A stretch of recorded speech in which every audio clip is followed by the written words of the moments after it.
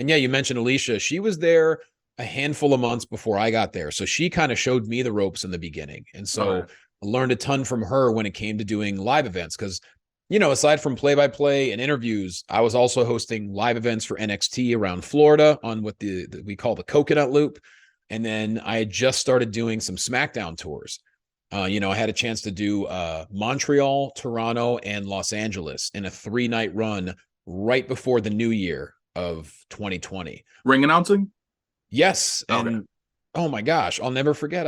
I got to stand in a jam-packed Staples Center right before the new year and host the live events. And the moments like that, things were cut short, but when a worldwide pandemic happens, yes, it's devastating, but I'm grateful for every moment that I had because standing in front of Staples Center. Oh my God, I went there all the time living in Los Angeles. And now I remember I was ringside and I got a text from my buddy Rich, who's the general manager of the Comedy Magic Club. Very good friends with Gabriel Iglesias, right? Gabe owns his own private fancy studio suite in Staples Center, right? They're all up there. Rich is like, dude, we're in Gabe's suite right now. Gabe's losing his mind that you're inside the ring. I'm like, oh my God. You have moments like that, that you'll never forget. Or the very first time I ever did play-by-play, there are certain moments where you feel like this was meant to be. It could have happened in any arena. It happened at the Wells Fargo Arena in Philadelphia, Pennsylvania, the arena that I'd been going to for the past 15 years. It's where I watched the Royal Rumble in 2004. It's where I've gone to see shows. I went to college in West Philadelphia, 10 minutes from the arena. And the first broadcast I ever did for WWE was in that arena. You want to talk about being nervous that day. What a full circle moment. Wow. Yo, I couldn't eat. I remember one of my closest friends in life, Evan Mack, who was part of the team on the bump. They happened to be there that day for the arena. They were doing some stuff for the bump. And him and I were hanging out in catering. And him and I have an amazing chemistry. We used to host together for years. He had never seen me like this before. I couldn't talk. I didn't know what to say.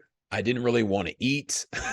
I was just like, because it was my first broadcast, but it was also in Philly in the Wells Fargo. Thank God it went great. But man, so there's certain things that I think there are amazing moments that are meant to be. And I think there are hard moments that were meant to be. I think the moments like being in Philly, being at Staples Center, which is now Crypto.com Arena, I feel like those were meant to be. And, maybe, my time getting cut short was meant to be, because if it wasn't for that, I wouldn't have the family that I have now. I wouldn't be also working in MMA, also in boxing. I wouldn't have a voiceover career.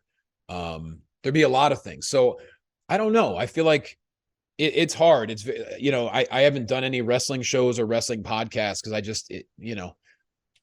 I don't like giving my opinion on wrestling. As a play-by-play guy, I take play-by-play so seriously.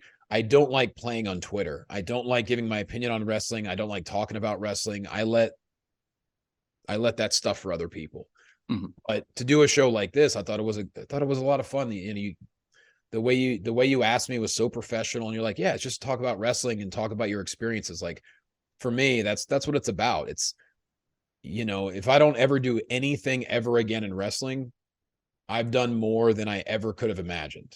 I mean, I've been overseas. I've been to the Middle East for the troops. I mean, I helped organize a tour called the Ringside Salute Tour. We're going back again next year to where we got to visit the troops twice, going to Pakistan, and of course, working my dream job. So as much as I want to work in wrestling as much as possible, I would love to be on television again weekly. I think I'm ready for it, but doesn't mean it's going to happen. Yeah. And if it doesn't happen, I'm truly grateful for every second and every friend, every connection, every experience I've had, So, yeah, that's kind of where it took a while to get to this mindset, but that's where I am now when I get a chance to really sit back and think about it.